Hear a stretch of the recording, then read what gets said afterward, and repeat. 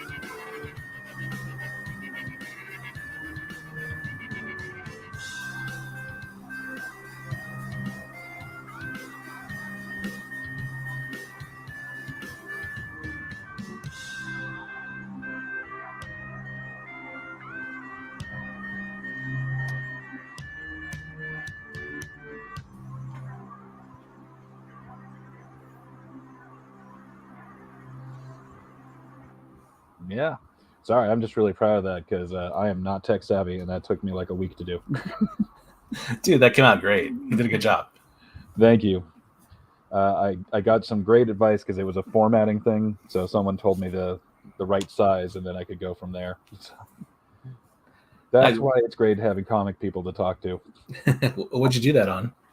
That was done on iMovie, and I did the song in GarageBand. Cool. And I heard you created the music yourself, right? Yes. I can't take super credit because most of it's just loops from GarageBand. I didn't like play every note, but I combined them. That's a skill, right? And there you go. So my book is called The Undying Chronicle, Eyes of Red and Purple. It's 72 pages. It's going to be printed full color, and it'll be a perfect bound. I missed the Sal stitch by like 2 pages. Which I like. I like the idea that I'll have the spine. Yeah, I think it's good. Anything that's over 64 pages, I think you're fine doing perfect bind. Yeah, I agree. It's just not quite big enough to put something on the spine, but I don't want to make this any longer. I gotcha. My editor actually helped me a lot with trimming stuff down because I talk too much. So this probably would have been 100 pages without her. Nice. But it's the story of a character named the Undying who travels along trying to find creatures that are not from this world and protect humans from them. And he gets a vision about a village. Here's the page of the village.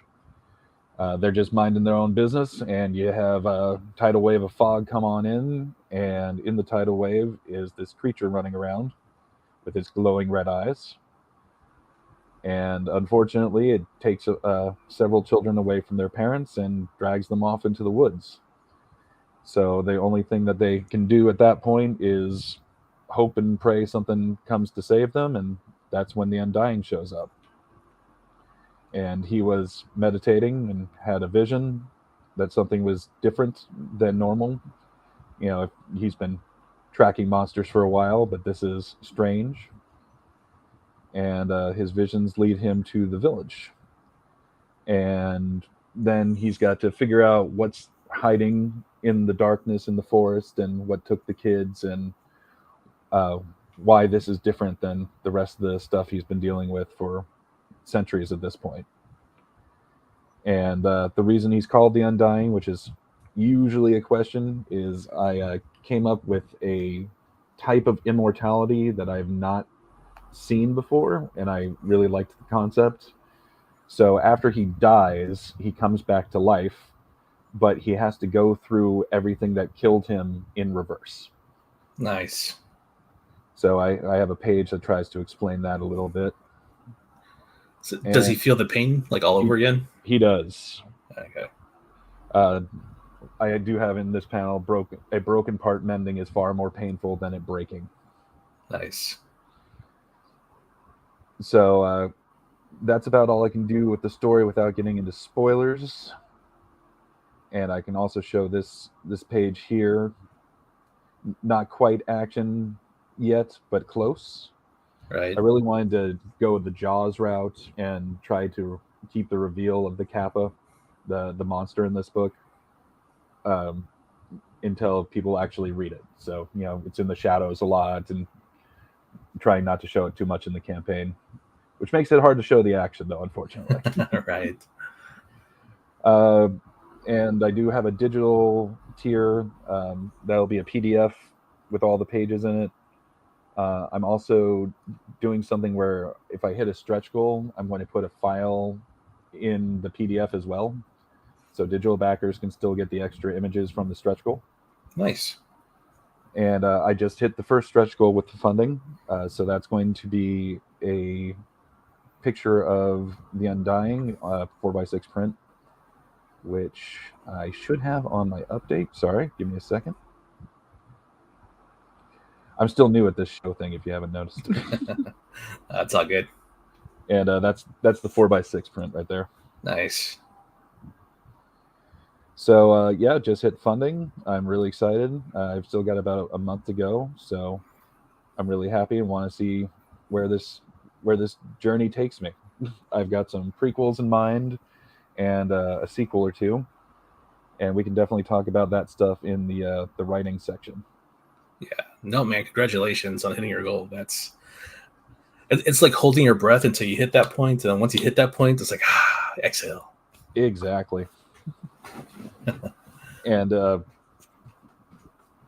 it's definitely been a roller coaster. Yeah. I'm surprised I haven't worn out the refresh button. But yeah, that's the basics. And I'd love to talk to you about writing in general. So I don't know if you had specific questions or. Yeah, let's get into that. How did you get into writing? Why did you decide? I'm gonna write fiction. Like, what's going on? Like, what happened? Writing in general, I've wanted to do for a long time. Out of high school, I really wanted to try to do like epic fantasy novels. Like a Lord of the Rings sort of thing. Not necessarily just that. There was a book series I really loved called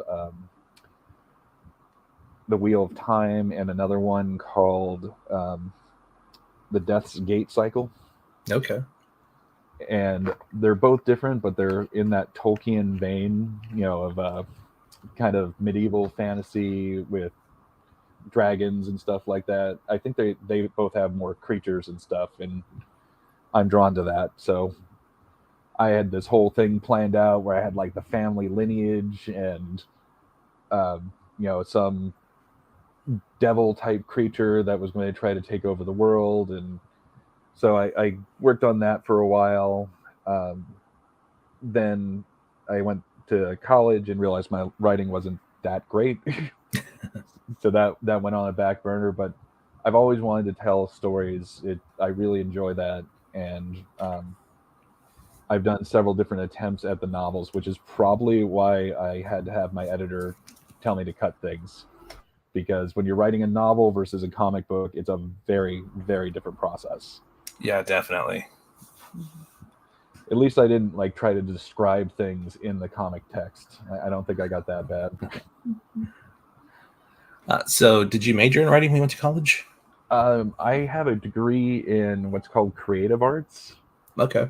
So it did have some writing, but the whole point of the degree was how to be creative in different fields and ways to spark creativity. And also, you take a bunch of different classes to get as broad of a spectrum of making art as you can.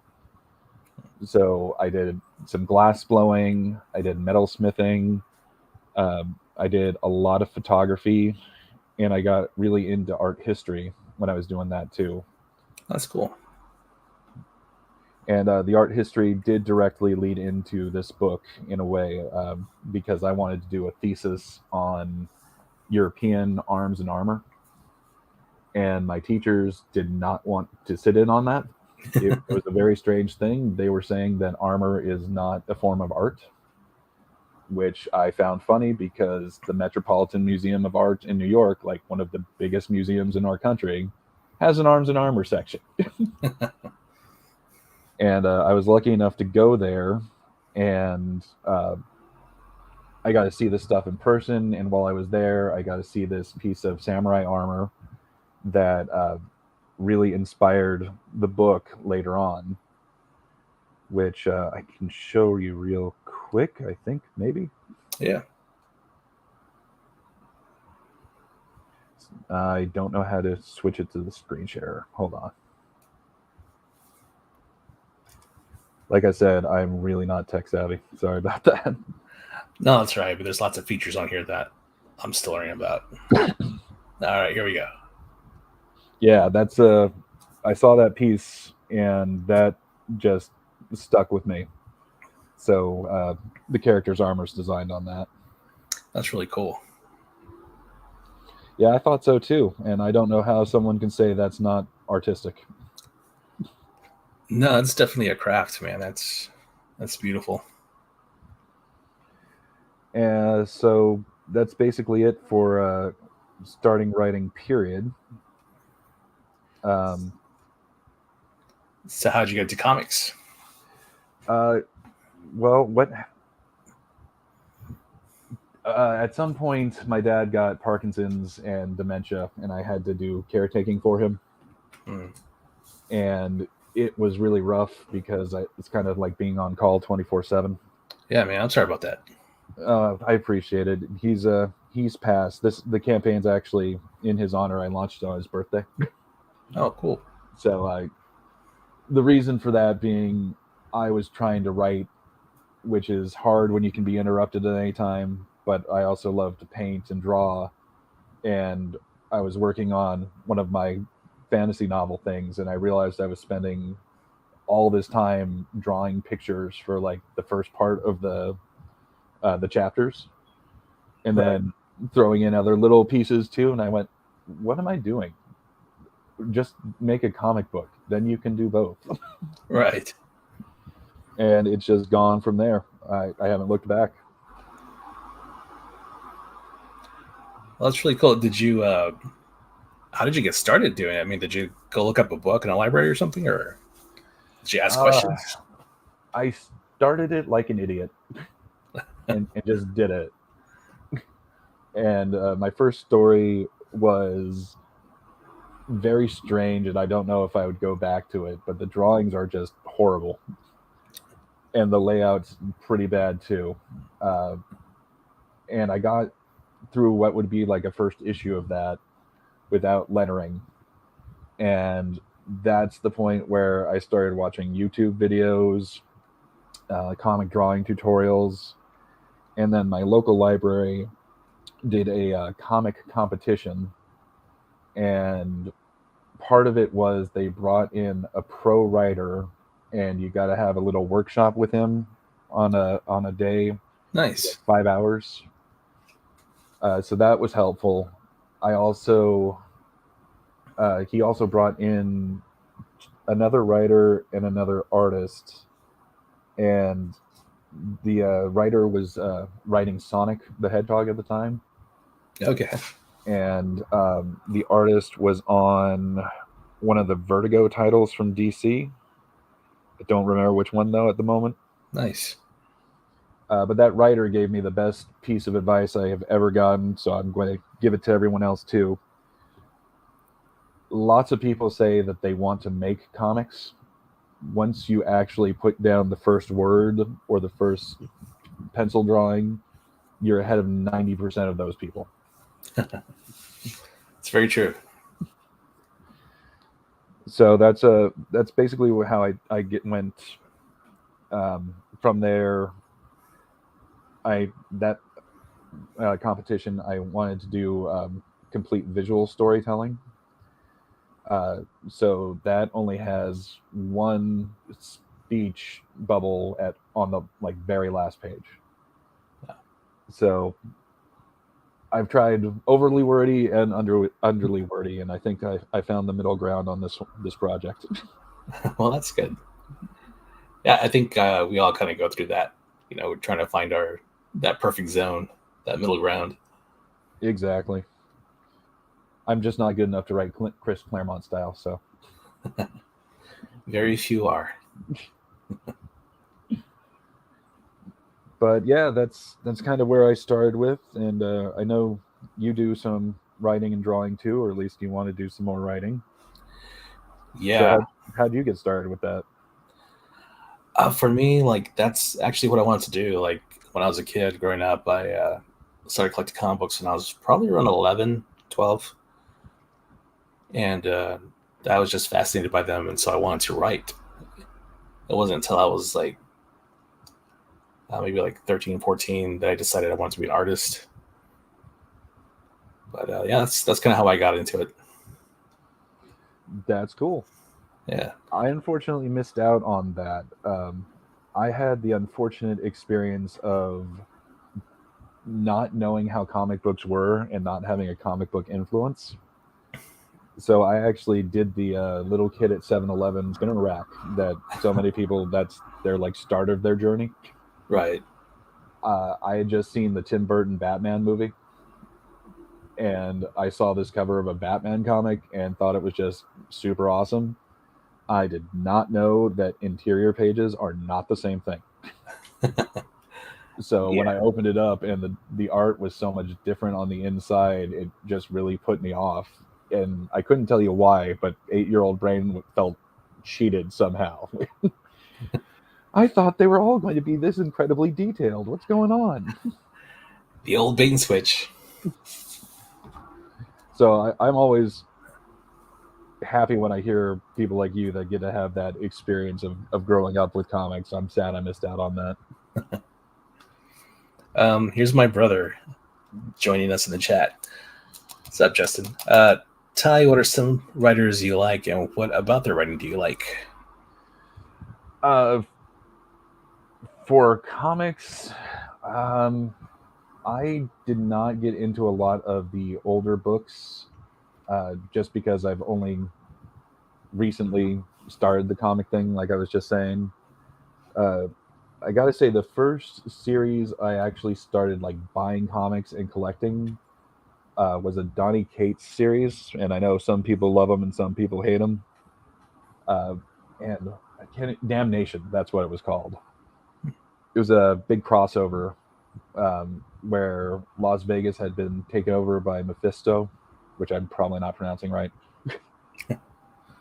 And I just loved the concept. It had Blade and one of the clone Spider-Man and a bunch of other stuff, and the Avengers had gone in and all got sent to hell. So it was the I wouldn't say B-list, but the ones that deal with demons and vampires, more supernatural based characters. Yeah, that's cool. So I really like that. I've also really enjoyed Liam Sharp's Batman Brave and Bold. Hmm. That one has one of my favorite subtle but not so subtle jokes. It had Steve Trevor and Diana together in bed doing their thing, and all of a sudden, the Celtic god of fertility comes in to ask Diana for help, and he's like, "Oh, I can wait." And Steve gets all uncomfortable and starts yelling at him, and just cuts himself off. Wait, did you say fertility? So I do like Sharp. I've read through the Watchmen, so that's obviously great writing there too. Yeah. And as for authors in general, I really enjoyed The Hobbit. Not too much into the Lord of the Rings themselves, but I loved The Hobbit. So got Tolkien there. Um, Margaret Weiss and Tracy Hickman did one of those series I mentioned earlier, and Robert Jordan did the other. So I really like them as well. Nice. He says, I heard Brave and Bold is really good. Sharp is a great artist. He is. I've actually tried doing his stuff to help me with female proportions. I'm not very good at the feminine form, so I've gone through his Wonder Woman stuff to help practice because it's just so freaking good. Yeah, he's an awesome artist. So so the book is 72 pages long. Correct. How did you decide to tackle that? The book didn't give me a choice, is the honest answer to that. I started out trying to do that more traditional how to break into comics thing, and I saw that Peter Zametti did the It Came Out on a Wednesday series. So I did a couple different 8-pagers that I was trying to see if I could get into the book, and it was this concept was one of them, of the samurai fighting the kappa. But you only have 8 pages, and as I said, I'm wordy, so it didn't make a lot of sense.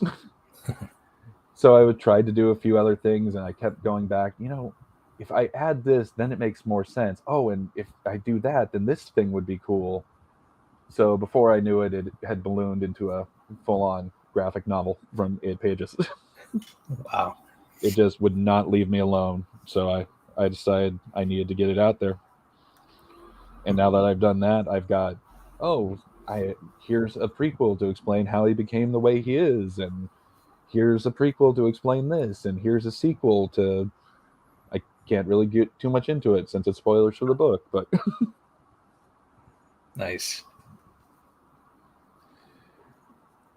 So what's your process like? Your writing process? I mean, do you sit down and write yourself like a little synopsis and say I'm going to hit this beat here, or how do you go into it?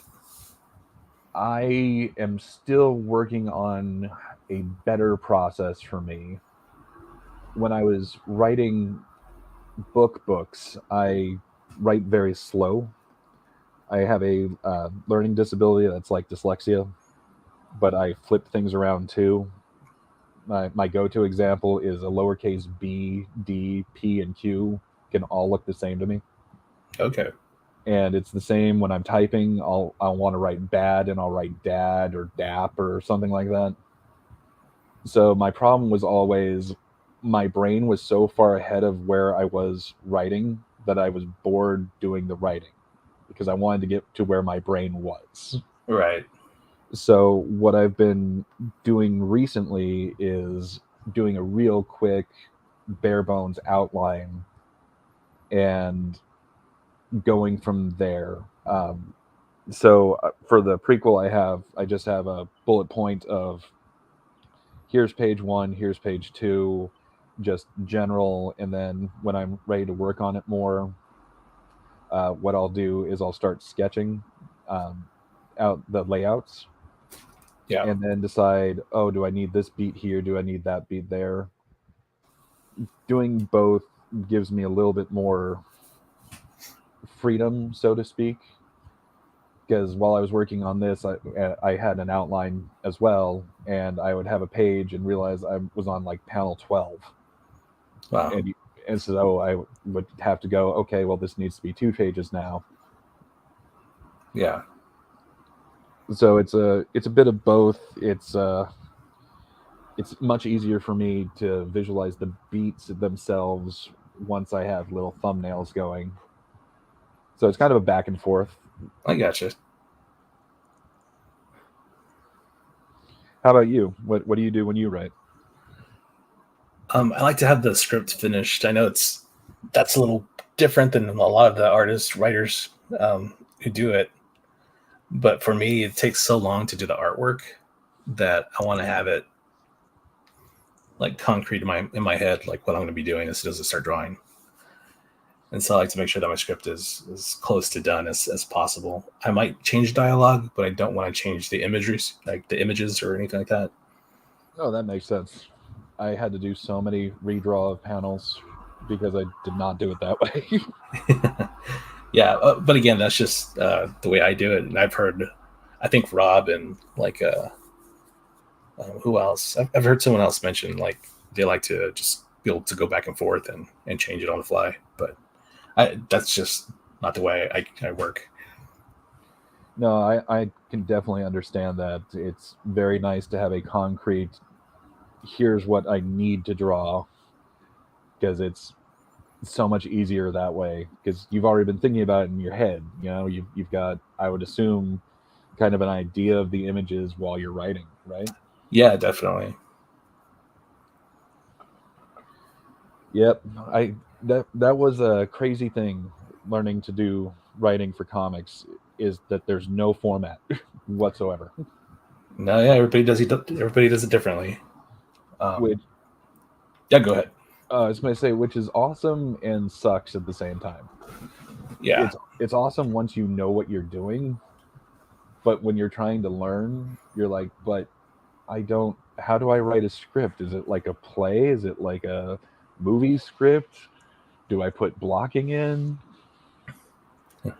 How much like description do I need? Because I do at some point want to work with another artist.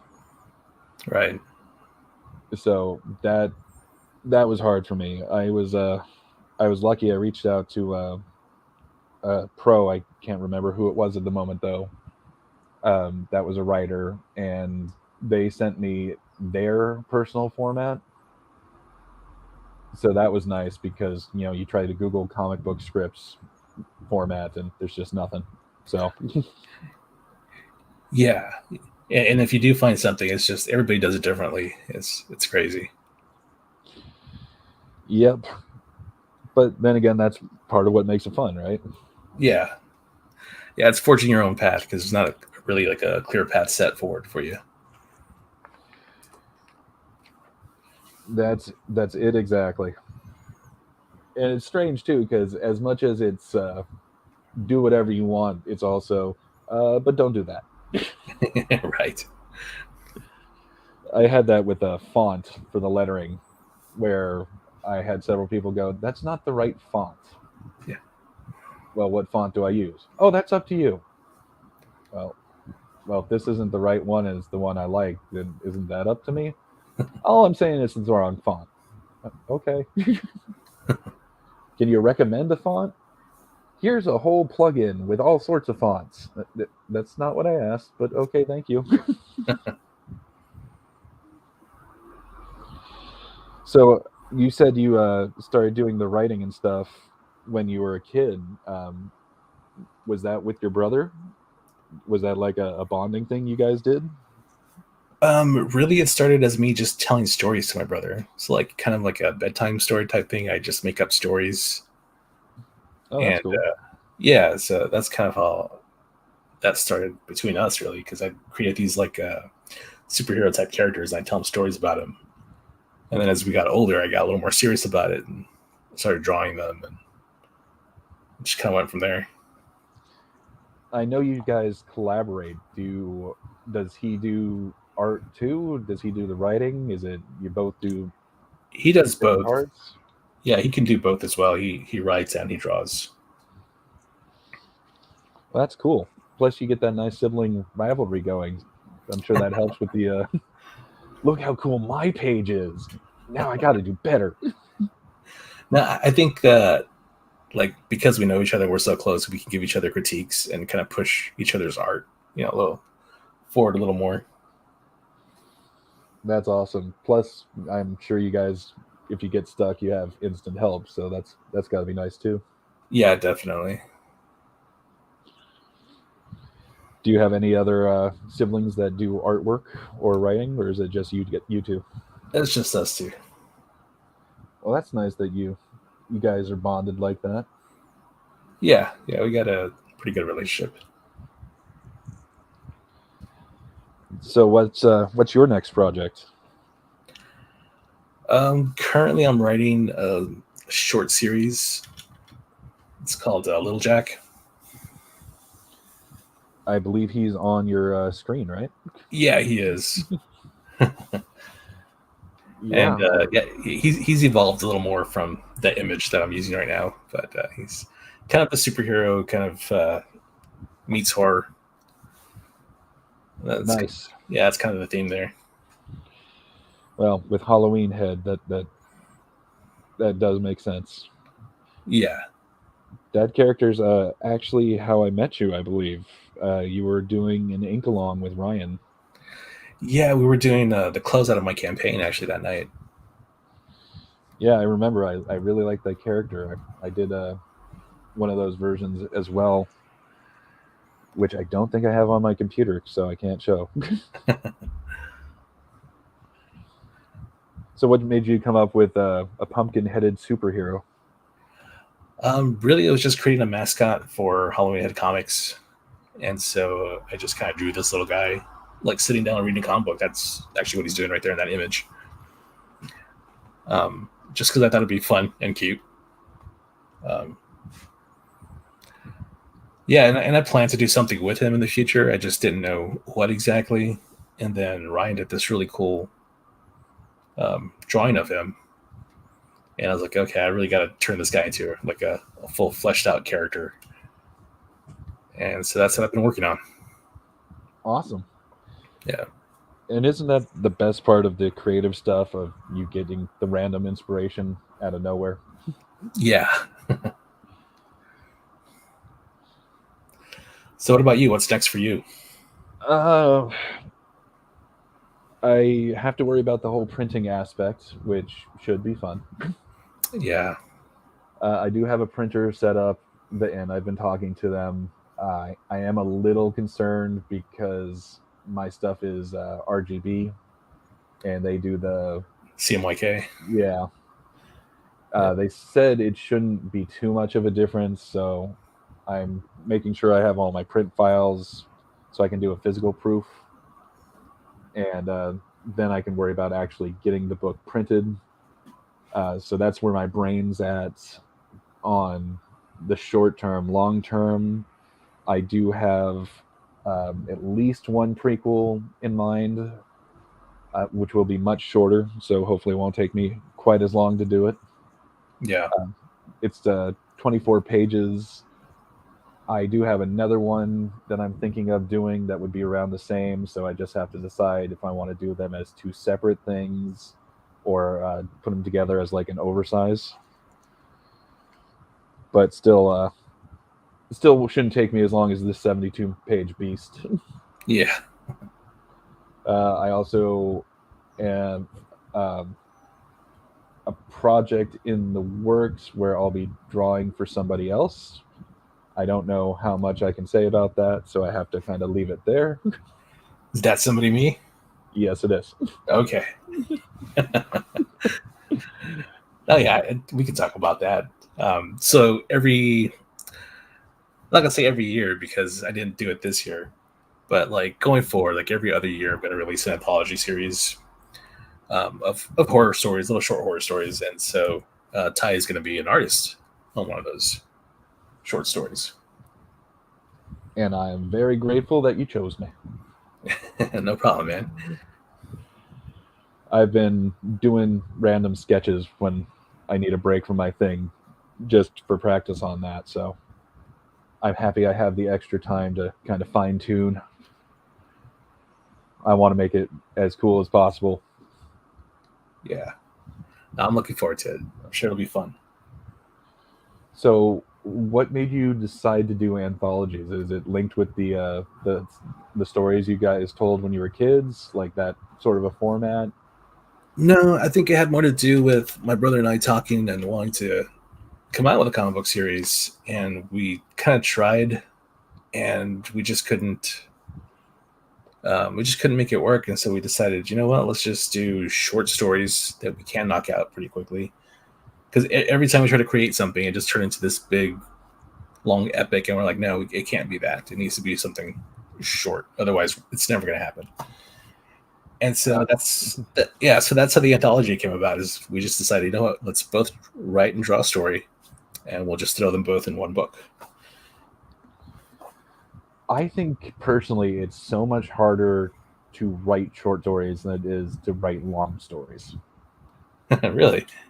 I do. Maybe it's a me thing, but I have the same problem as you.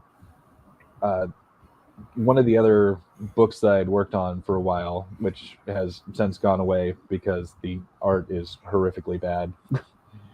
um, I wanted it to be a short little, maybe an oversized, and that was it. And I had like 6 issues and still hadn't gotten done telling the first story because I just kept adding in, oh, this is going to happen now, which is going to increase the peril, and oh, because I added this, I have to have a payoff, so now I have to do this.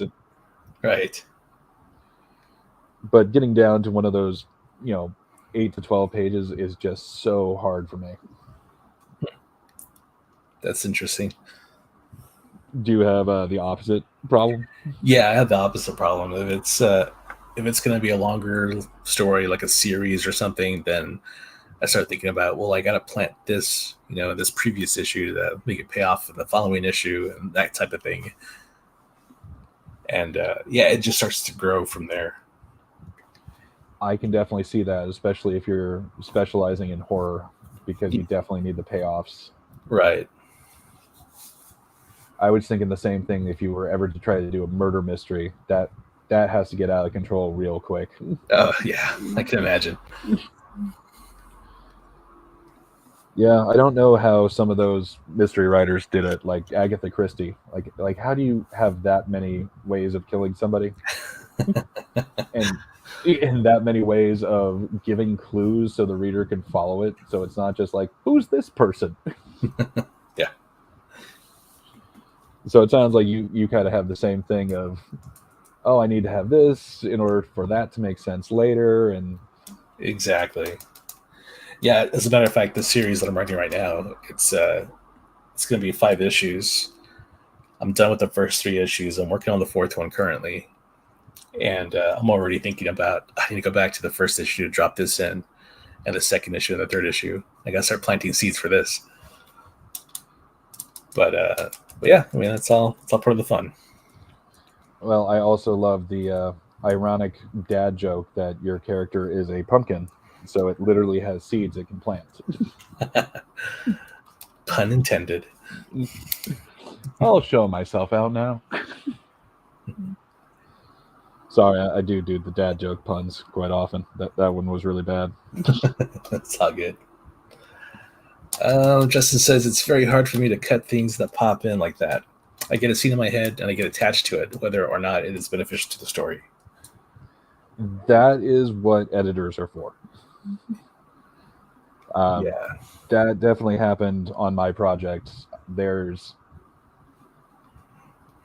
And try to get in, for anyone that's listening that's interested in trying, if you can find an editor early, that is the best thing to do, because I had most of the book done when I had my editor, and she made great changes, but it was like getting rid of your children. Okay, right. This page doesn't need to be here at all. But what if I trimmed it down and no, it does not need to be here at all. Okay, but I inked it and colored it. Right. But yeah, I know exactly what he's talking about. I have a page that I really really love that does not fit in the story at all, and I can't even show it to people until after people get the book because it's, even though it's been cut, it's technically a spoiler. So I can't even be like, "Isn't this a cool page?" Maybe after the book's out and delivered, you can release it. That's my plan. Yeah.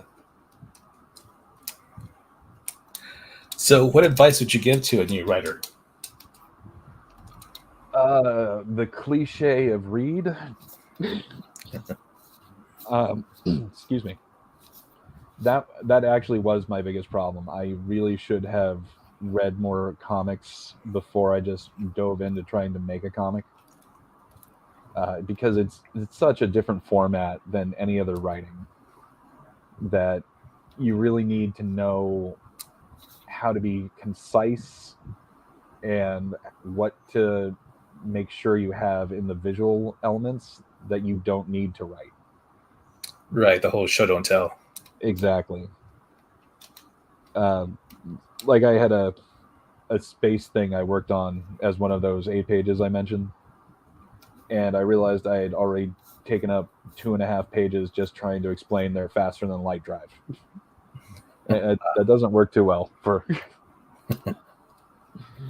But I loved it. It's kind of like what Justin was just saying. I still love the concept. I called it the slapshot drive, Yeah. and I had a whole backstory about how it was made by a Canadian, and that's why it's called that. That's awesome. And it had these little satellite probes that would make a net to catch the ship and slow it down. Nice. So that was the glove. Gotcha. But yeah, you can't spend 3 pages on something like that. It just, Right. so read, definitely read both short stories like single issues as well as full on graphic novels. Uh, One shots especially helped me. I don't know if you've ever read any of them. They're very hit or miss, but the DC and Looney Tunes crossovers. No, I haven't, but I do want to find those. I saw there was like an Elmer Fudd Batman one. That one looked interesting to me. I've not read that one, but I did see that, and I'm with you. I need to find that. The one I really liked was Daffy and the Joker, Oh, that's interesting. and it had 2 stories, and I actually liked both of them. Um, one of them was Daffy unwittingly ends up going into the Joker's gang, and he's kind of got a crisis of, do I help the Joker or not? And it was very well written. I'm not explaining it very well, but it was funny, but it worked in like the context of the DC universe.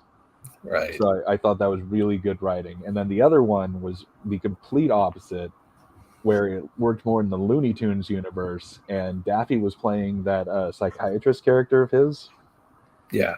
and psychoanalyzing the villains in Arkham. Oh, that's interesting. And then they all break out. So reading stuff like that, because those were both like 12 pages each, I think. Nice. Uh, so it was nice to see the short, concise story. Read anthologies like you have, and don't just read the gigantic textbook that is Watchmen and go, "This is how you make a comic." Right.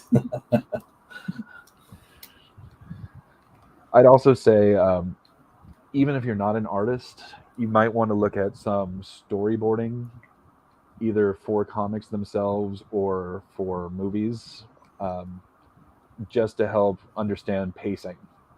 Because Right. sometimes it's easier seeing it that way. So I think that would be the 2 biggest advices I would have for a comic book author is read plenty and start thinking about how to visualize in the storyboard format. Um, Even if you're not doing the drawings, it just helps you with the pacing in your head. No, that's a really good point. I think a lot of rookie writers, you'll see them write like 2 or 3 actions in a single panel, and that doesn't work. And if you're aware of the storyboard aspect of it, like the visual, that it's just one static image representing this action, you won't do that. You won't run into that problem. Exactly, and it does apply to artists as well. Like the difference between doing speed lines or doing multiple images of the person in motion Right. completely conveys different stuff, and you have to know which one to use when. I thought they were interchangeable, and then I showed one of the multiple images to somebody, and they were like, "Why is your character in super slow mo? It was supposed to be going fast." That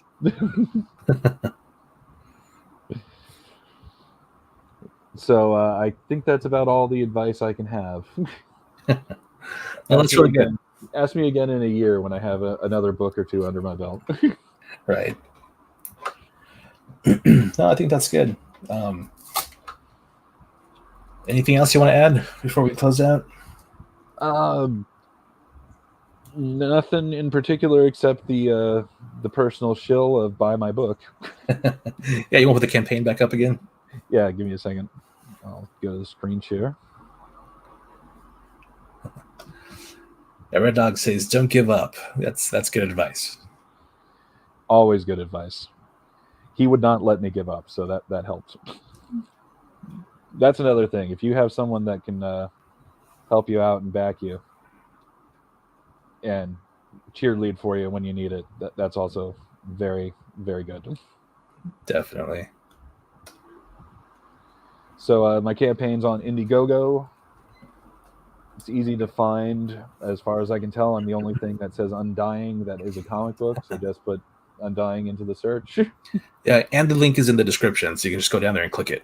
Oh, that helps too.